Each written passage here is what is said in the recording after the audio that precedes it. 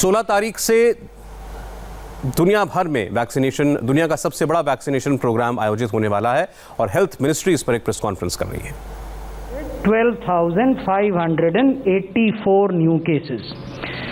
तो हम आपके समक्ष ये कहना चाह रहे हैं कि कोविड-19 संक्रमण की स्थिति पूरे विश्व में अभी भी चिंताजनक है। हालांकि भारत में केसेस घट रहे हैं, लेकिन उसका अर्थ ये नहीं है कि हम कोताही बरतें और हम सावधानी छोड़ दें। तो इसलिए अभी भी सावधानी बरतने की आवश्यकता है। ये भारत के एक्टिव केसेस की स्थिति है। Active cases in the country continue to decline in a steady manner, and now the active cases are less than 2.2 lakhs. They are in fact 2,16,558 to be precise. So this kind of number we had seen last on 30th of June. So after 30th of June the cases were climbing. Mid-September cases reached a very high level, and from mid-September till date the new COVID cases in the country or active cases in the country have continued to decline. So in a snapshot we have 1.04 crore cases. Case per million is 7,593. Active cases, as I told you, are 2.16 lakhs. They are only 2% of the total COVID cases in the country, and even this percentage is coming down in a very rapid and significant manner. The deaths are 1,51,000. Death per million is 109. Tests, as we told you, are 18 crore plus, and test per million is 1,32,000 odd tests per million. Case positivity is coming down. If we look at cumulative case positivity, it is 5.7. If we look at last 1 week's case positivity, it is significantly lower, only 2%. If we look at case fatality rate, cumulative case fatality rate is 1.44, and last week's fatality rate is 1.2. There are only 2 states in the union now where we have more than 50,000 cases, active cases, and these 2 states are Kerala and Maharashtra. Kerala has 63,000 cases which are active, which means they are either in hospital or in home isolation under medical care. Maharashtra has 53,400 odd cases which are either in hospital or in isolation. So basically within the country we have achieved a lot, largely because of active and effective collaboration between the union government and the state governments and UTs. The need is to preserve whatever we have gained. When we say that active cases are declining, only 44% of these active cases are in hospitals. So that is another significant factor which should be kept in mind, and 56% of all active cases across the country are in home isolation under medical care. Now we would be talking of vaccination. So the whole process of development and manufacture of vaccine in India should be seen in the context of the fact that the central government has been proactive and preemptive in addressing the needs of vaccination in the country. So what did the union government do as part of its proactive and preemptive strategy?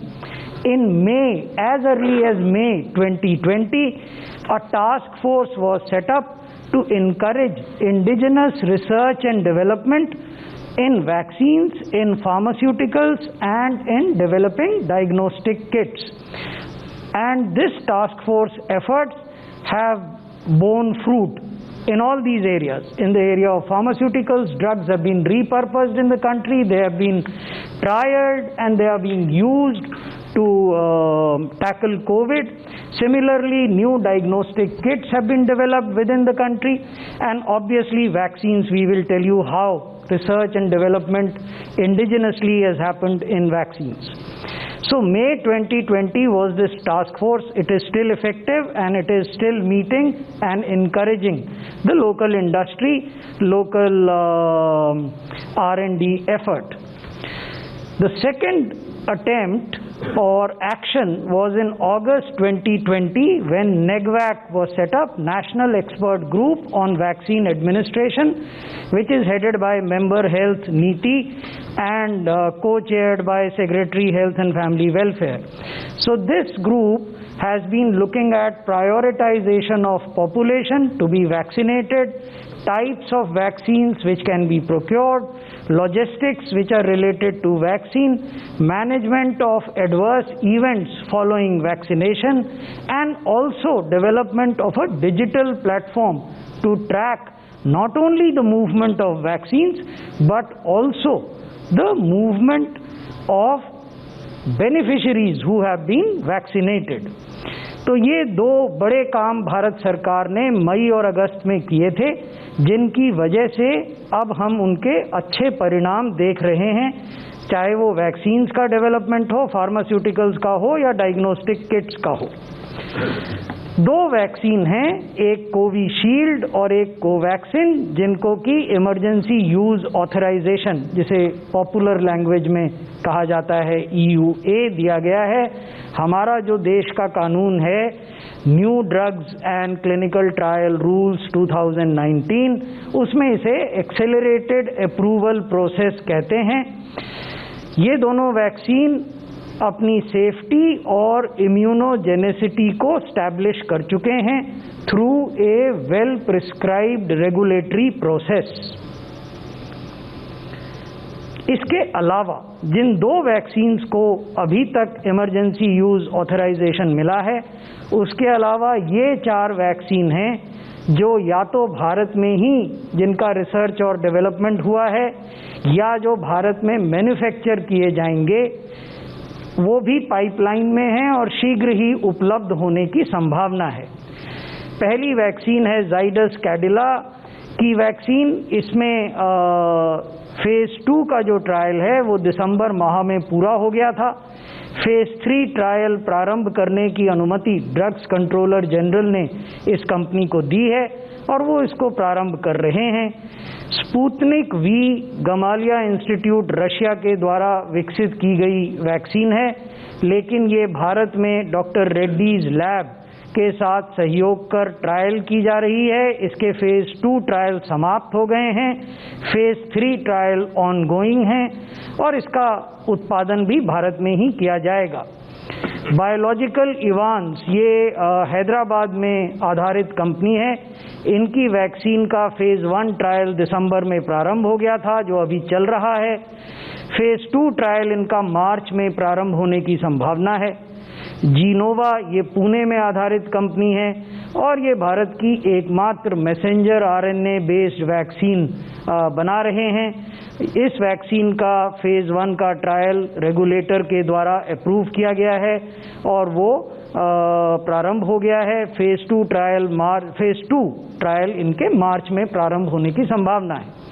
तो यहाँ हम आपको ये बताना चाहते हैं कि आने वाले कुछ महीनों में आप इन चारों वैक्सीन्स को, या हो सकता है इनमें से कुछ वैक्सीन्स को भी देखेंगे कि ये नेशनल रेगुलेटर के पास जाएंगे और उनसे अनुरोध करेंगे कि इनको भी इमरजेंसी यूज ऑथराइजेशन जो प्रिस्क्राइब्ड प्रोसेस है उसको फॉलो करते हुए कंसिडर की जाए। अब मैं आपको कुछ बताना चाहता हूं कि विश्व में जो वैक्सीन अवेलेबल हैं वो कितने मूल्य पर मिलते हैं, क्योंकि ये एक नैरेटिव है जिसमें हम ये मानते हैं कि it requires better information.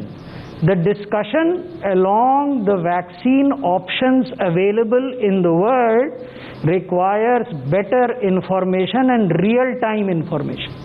So this is just an attempt to give you some information. This is a dynamic scenario. It will keep on changing. So what is the information available today that we are sharing with you? Pfizer vaccine है जो अनेक देशों में जिसको emergency use authorisation मिला है।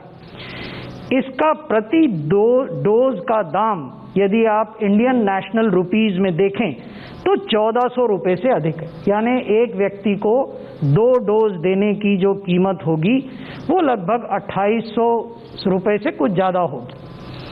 और ये तब है जब आप ओवरहेड कॉस्ट्स और टैक्सेशन की कॉस्ट शामिल नहीं कर रहे हैं, because that information is not available in the public domain. Moderna की जो वैक्सीन है, ये वैक्सीन 2300 रुपये से लेकर 2700 रुपये प्रति डोज की रेंज में उपलब्ध है। यहाँ ये भी इम्पॉर्टेंट है कि फाइजर की वैक्सीन को -70 डिग्री टेम्परेचर पर स्टोर करना होता है, मॉडर्ना को 2 to 8 डिग्रीज सेंटीग्रेड पर स्टोर करना होता है। साइनोफार्म चाइना की वैक्सीन है और ये 5650 रुपये भारतीय रुपयों में, हमने आपको US डॉलर्स में भी उनकी कीमत दिखाई है, 5600 से अधिक रुपए प्रति डोज की दर से उपलब्ध है। साइनोवैक बायोटेक भी चाइना की वैक्सीन है, ये 1000 से अधिक रुपए प्रति डोज में उपलब्ध होती है। नोवावैक्स 1114 रुपये प्रति डोज है। गमालिया सेंटर की स्पुतनिक वी रशिया में, जब हमारे देश में बनेगी तब क्या कीमत होगी हम नहीं जानते हैं आज, क्योंकि अभी उसने इमरजेंसी यूज ऑथराइजेशन नहीं लिया। But today as it is being sold in other countries, वो जो दाम है वो 734 रुपये प्रति डोज है। और जॉनसन एंड जॉनसन की जो वैक्सीन है, इसका भी दाम 734 रुपये प्रति डोज है। फाइजर को अगर छोड़ दें तो बाकी जितनी वैक्सीन्स हैं वो 2 से 8 डिग्री टेम्परेचर पर रखी जा सकती हैं, परिवहन की जा सकती हैं। फाइजर को जरूर 70 डिग्री माइनस पर रखा जाना होता है। तो ये तो विश्व का सिनेरियो। हमारे देश में क्या हो रहा है? हमारे देश का सिनेरियो ये है, भारत सरकार ने 110 लाख डोजेज कोविशील्ड वैक्सीन की SII यानी सीरम इंस्टीट्यूट ऑफ इंडिया से एट द कॉस्ट ऑफ ₹200 पर डोज प्रोक्योरमेंट करने का एग्रीमेंट किया है। इसी प्रकार भारत सरकार ने कोवैक्सीन वैक्सीन की 55 लाख डोजेज भारत बायोटेक से प्रोक्योर करने का निर्णय लिया है। ये जो 55 लाख हैं, इनमें से 38,50,000 डोजेज ऐसी हैं जिनकी कीमत 295 रुपये प्रति डोज है, excluding taxes obviously, because the earlier rates were also excluding taxes. BBIL is providing 16.50 lakh doses of Covaxin free of cost to the central government as a special gesture.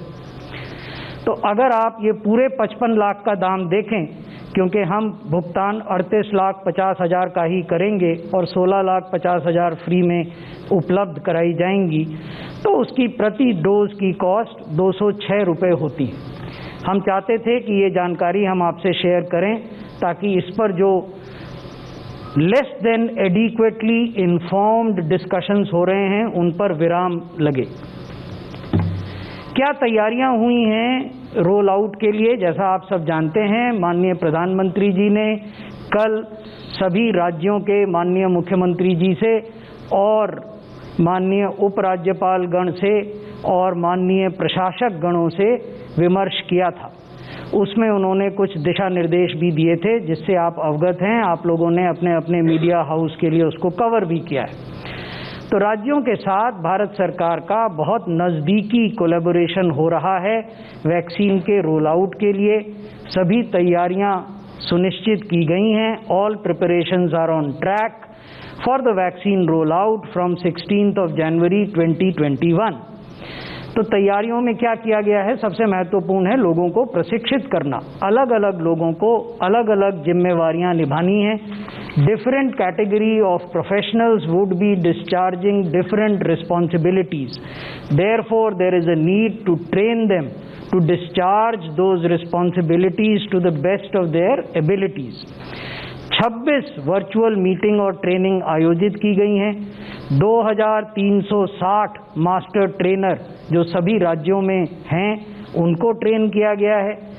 In 2360 master trainers ने 61,000 programme managers को train किया है, 2 lakh vaccinators को train किया है और 3,70,000 other vaccination team members को प्रशिक्षित किया है। हमने आपको पहले बताया था कि एक वैक्सीनेशन टीम में 5 सदस्य होंगे, जिसमें 1 वैक्सीनेटर होगा और 4 अन्य लोग होंगे।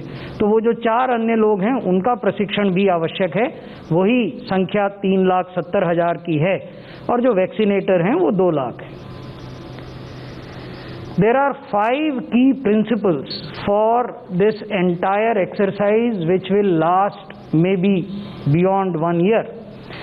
So the first key principle is to ensure people's participation, जन भागीदारी सुनिश्चित किया जाना बहुत आवश्यक है।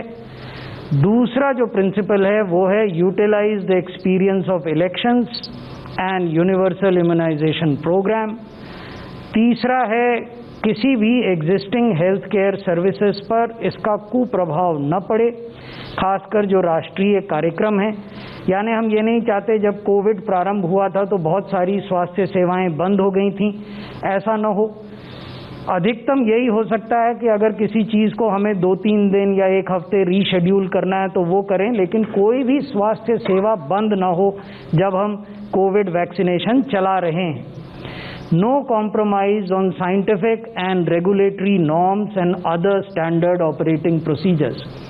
Since we are and state governments are governed by these standard operating procedures, and since these SOPs are in the public domain and therefore transparent, we would expect that everyone would very scrupulously follow these SOPs while the vaccination rolls out in the country.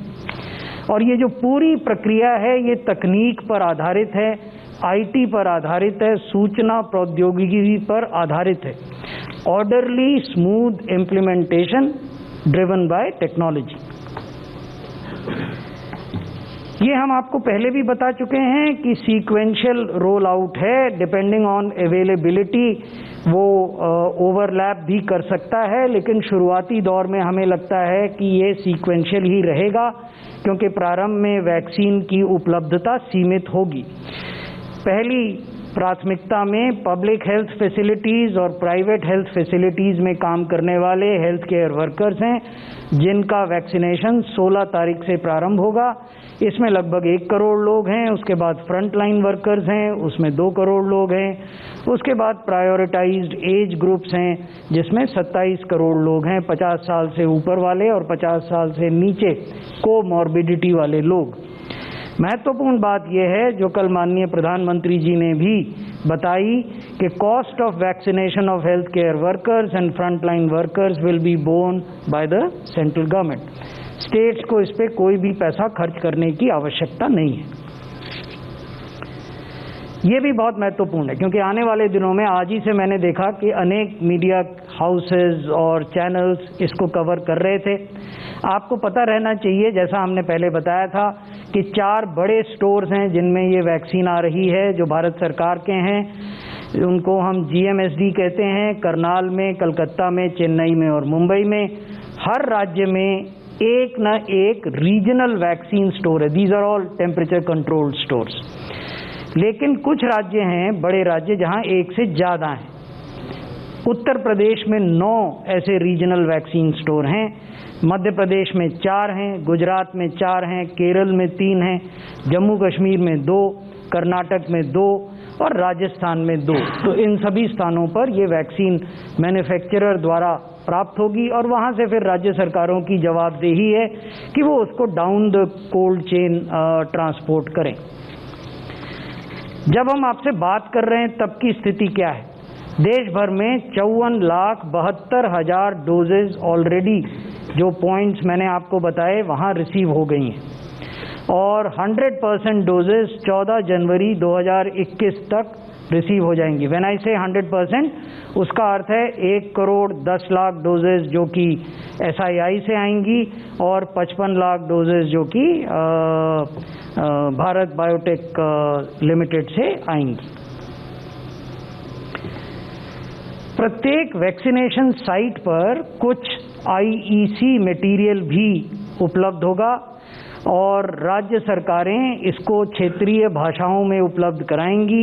ये IC material 3 तरह की themes पर आधारित होंगे। ये मैं आपको वास्तविक मटेरियल दिखा रहा हूँ जो डिस्प्ले होंगे। पहला थीम है कोविड अप्रोप्रिएट बिहेवियर का। क्यों इसकी आवश्यकता है उस पर हम आगे आएंगे, लेकिन हम ये कह रहे हैं कि वैक्सीनेशन के बाद भी कोविड अप्रोप्रिएट बिहेवियर को छोड़ना नहीं है। दूसरा जो क्रिएटिव है वो ये कहता है कि वैक्सीन सेफ है, तो वैक्सीन लगाने में कोई हिचकिचाहट नहीं होनी चाहिए। और तीसरा जो है वो ये कहता है कि कौन कौन से डॉक्यूमेंट आप इस्तेमाल कर सकते हैं अपनी पहचान को स्टैब्लिश करने के लिए वैक्सीनेशन सेंटर पर। ये लगभग उसी तर्ज पर है जैसा कि इलेक्शन में आप जब आप वोट डालने जाते हैं तो इलेक्शन बूथ पर एक बड़ा सा पर्चा लगा होता है जो बताता है कि ये 12 प्रकार के आइडेंटिटी डॉक्यूमेंट आप दिखाकर अपनी आइडेंटिटी स्टैब्लिश कर सकते हैं। हमारी राज्यों से क्या अपेक्षाएं हैं?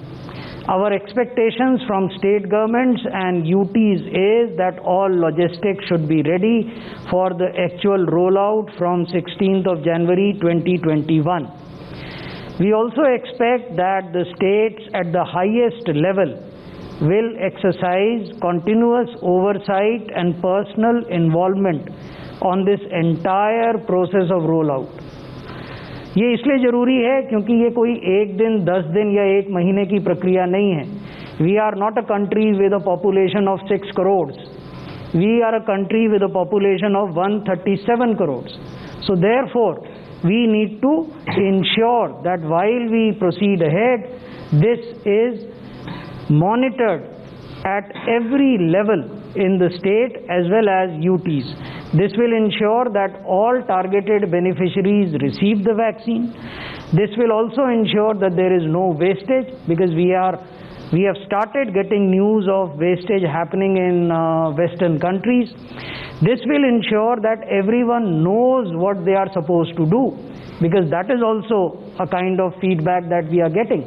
Because as we speak to you today, there are roughly 50 plus countries in the world where vaccination has started. But all these 50 plus countries have population which is much smaller than ours. So therefore our challenge is that much greater. It is that much more complex. Therefore we need to be more prepared. फिर हमारी अपेक्षा ये है कि जो संवाद हो उस पर विशेष ध्यान दिया जाए। Special focus on communication. क्यों संवाद आवश्यक है? ताकि हम एक प्रोत्साहजनक वातावरण का निर्माण कर सकें, इनकरेजिंग एनवायरनमेंट। किस बात का एनवायरनमेंट? कि वैक्सीन सेफ है, वैक्सीन लगाने से आपके शरीर में रोग प्रतिरोधक क्षमता पैदा होती है, immunogenicity. They produce immune response in your body. So this is established. There is absolutely no doubt about safety and immunogenicity. सबसे महत्वपूर्ण बात, there is a gap of 28 days between 2 doses, at least for the vaccines that we are administering in this country. And it is only after 14 days of receiving the second dose that effectiveness begins. So therefore, we are highlighting that COVID appropriate behavior is a must. You cannot say कि मुझे तो 1 dose लग गया है, अब मैं कुछ भी कर सकता हूँ, या मुझे 2 डोज लग गए हैं, अब मुझे मास्क पहनने की ज़रूरत नहीं है। तो ये सब मिथ्या विचार अपने मस्तिष्क से निकाल दीजिए। जब वैक्सीनेशन हो उसके 14 दिन बाद ही उसका इफेक्टिवनेस प्रारंभ होता है। इसलिए हमारा करबद्ध निवेदन है, हाथ जोड़कर प्रार्थना है कि वैक्सीन की पहली डोज मिलने पर भी कोविड अप्रोप्रिएट बिहेवियर अपना कर रखें, दूसरी डोज मिलने पर भी कोविड अप्रोप्रिएट बिहेवियर अपना कर रखें, और उसके 14 दिन बाद भी कोविड अप्रोप्रिएट बिहेवियर अपना कर रखें। बहुत बहुत धन्यवाद। धन्यवाद सर। मैं रिक्वेस्ट करता हूँ मेंबर हेल्थ नीति आयोग से सर। धन्यवाद। आज की इस प्रेस कॉन्फ्रेंस में मेन थीम वैक्सीनेशन की रही है और क्योंकि अब बिल्कुल हम करीब हैं वैक्सीनेशन प्रोग्राम को लॉन्च करने के लिए, इसी हफ्ते लॉन्च होगा, तो नेचुरल है कि हम उसकी चर्चा ज़्यादा डिटेल में करें।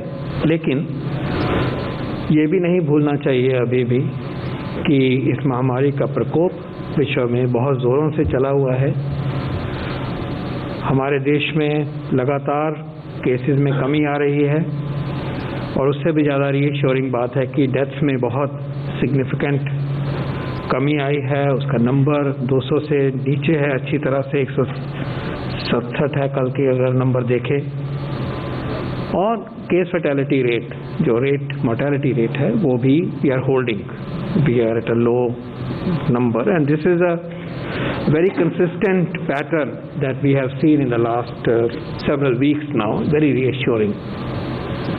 लेकिन उस सिचुएशन में बिल्कुल नहीं है हम कि अपनी गार्ड को लो करें, अपनी सावधानियां कम करें, and also our responsibility toward our aggressive testing strategy, our containment strategy, contact tracing, all that has to be carefully monitored. As also those who become positive, their care, whether at home or in hospitals, has to be optimally instituted without any dilution in the standard of care. पहला तो यही आपके समक्ष प्रस्तुत करा है हम सब ने मिलकर. But we have a very encouraging, very optimistic, very heartening development later this week when the vaccination program will be launched on the 16th of January, and we are very pleased to share with you the level, the depth and the breadth of preparation in that regard. We believe it is very much in our grasp to mount a great program, the world's largest vaccination program eventually, as we build it up over months to come. And the beginning of that, we believe, would be very robust, very smooth, with the full cooperation of people, the state governments, and all of you. We do expect media to be playing a very important role, very, very important role, और ये हमारे आपसे बहुत एक महत्वपूर्ण निवेदन है कि इसमें आप सपोर्ट करिए। ये अनयूजुअल सर्कमस्टांसेस हैं, सेंचुरीज में एक बारी आता है, लाइफ टाइम में एक बारी ऐसा मोमेंट आया है, तो इसको आप पूरी तरह से सपोर्ट करिए, इसकी पॉजिटिव एटमॉस्फेयर क्रिएट करिए, ठीक मैसेजिंग में मदद करिए, कॉन्फिडेंस के लिए मदद करिए। एक नेशनल राष्ट्रीय आह्वान है और राष्ट्रीय मिशन है ये हमारे सामने। इसमें हमें और भी गर्व होता है कि देश में ही निर्मित 2 वैक्सीन इस्तेमाल किए जाएंगे, और इन वैक्सीन के बारे में और बातें हम बताते रहते हैं, लेकिन आज हमने आपके सामने उद्धृत किया है कि क्योंकि अपने देश में बने हैं, वो कितने अफोर्डेबल हैं, कितने किफ़ायती हैं, कितने अच्छे हैं। और अगर आप, जैसे माननीय प्रधानमंत्री जी ने कल कहा कि सोचिए उस माहौल को कि अगर हमें इस कार्यक्रम के लिए बाहर के वैक्सीन लाके यहाँ करोड़ों व्यक्तियों को देने होते तो हम कहाँ रहते। तो आज फिर एक दिन ऐसा है कि हम अपने वैज्ञानिकों को, अपनी वैक्सीन इंडस्ट्री को और सब जो साथ दिया है इसमें, सब ने इस तरफ पहुंचने का, एडमिनिस्ट्रेशन से, लोगों से, उसको हम आज फिर सैल्यूट करते हैं और धन्यवाद भी देते हैं कि हम अपने देश में इतने बड़े काम को अपने दम पे कर सकते हैं, और देश के लिए ही नहीं, हम दुनिया के लिए भी इस काम को करने की क्षमता भी रखते हैं और जिम्मेवारी भी महसूस करते हैं, और किया भी जाएगा। चिन्हित करना चाहेंगे कि दोनों ही वैक्सीन जो इमरजेंसी यूज ऑथराइजेशन के लिए कर दिए गए हैं, ऑथराइज कर दिए गए हैं, वो बिल्कुल हमें कोई डाउट नहीं होना चाहिए कि वो सेफ हैं। ये दोनों vaccine safest of the vaccine हैं। इनका अगर आप डेटा देखें, हजारों व्यक्तियों में इनको टेस्ट किया गया है, दोनों वैक्सीन को कुल मिला के अगर आप देखें तो साइड इफेक्ट्स आर नेग्लिजिबल। और किसी भी, जितने भी वैक्सीन हैं हमारे, टेटनस टॉक्सर से लेके हेपेटाइटिस तक, तो उनके साथ भी अगर आप कंपेयर करेंगे तो ये उनमें कम से कम साइड इफेक्ट्स वाले, एडवर्स इफेक्ट वाले वैक्सीन है। कोई रिस्क नहीं है, there is no risk of any significance. Let's be reassured. Give this message. और इस मैसेज को बिल्कुल आपके सामने सच्चाई और जिम्मेवारी से हम प्रस्तुत कर रहे हैं। मामूली दर्द होगा, तो टीका लगने से होता ही है, मामूली हरारत होगी, लेकिन सेफ है, बिल्कुल सेफ वैक्सीन है और हमें इन वैक्सीन को अपनाना है और इन वैक्सीन के द्वारा अपने को बचाना है, अपने परिवार को बचाना है और देश को इस महामारी से उभारना है। मैं ये कहना चाहूँगा कि हम शुरुआत स्वास्थ्य कर्मियों से कर रहे हैं और देश ने इस फैसले को सपोर्ट किया और माना कि शुरुआत होनी चाहिए, इन्हीं प्रोफेशनल से शुरुआत होनी चाहिए, क्योंकि इन्होंने मिलकर हमें इस महामारी के कुछ दुष्प्रभावों को बहुत हद तक बचाया और आगे भी इन्होंने ही बचाना है। तो जब स्वास्थ्य कर्मियों को वैक्सीन लगता है तो एक तसल्ली उनको मिलती है, उनके परिवारजनों को साथ देने की ताकत बढ़ती है, क्योंकि एक बार आप बात सुनते हैं मीडिया में कि डॉक्टर या नर्स घर नहीं जा रहे थे कि काम करने के बाद इन्फेक्शन लेके मैं घर जाऊं और मेरे पिताजी माताजी वहाँ हैं और मेरे बच्चा वहाँ है। इतना सेक्रीफाइस किया है, तो ये प्रोटेक्शन उनकी तो है ही, उनके द्वारा पर्टिकुलरली उनके परिवारजनों की प्रोटेक्शन भी इसमें उद्धृत है और समाज के लिए भी है कि संक्रमण आगे नहीं जाएगा।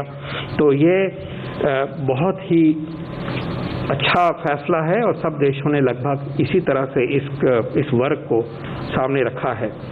तो आज वो दिन है जब हम अपील करना चाहेंगे, आह्वान देना चाहेंगे कि सब स्वास्थ्य कर्मी, चाहे वो एम्बुलेंस ड्राइवर हैं, सफाई कर्मचारी हैं, रिसेप्शन पे बैठने वाले हैं और हमारे नर्स भाई बहन हैं या हमारे डॉक्टर भाई बहन हैं, उनको आह्वान है कि आप आज जब ये मुहिम शुरू होगी पूरे कॉन्फिडेंस से, पूरे जोश से आगे आइए और इन वैक्सीन को अपनाइए।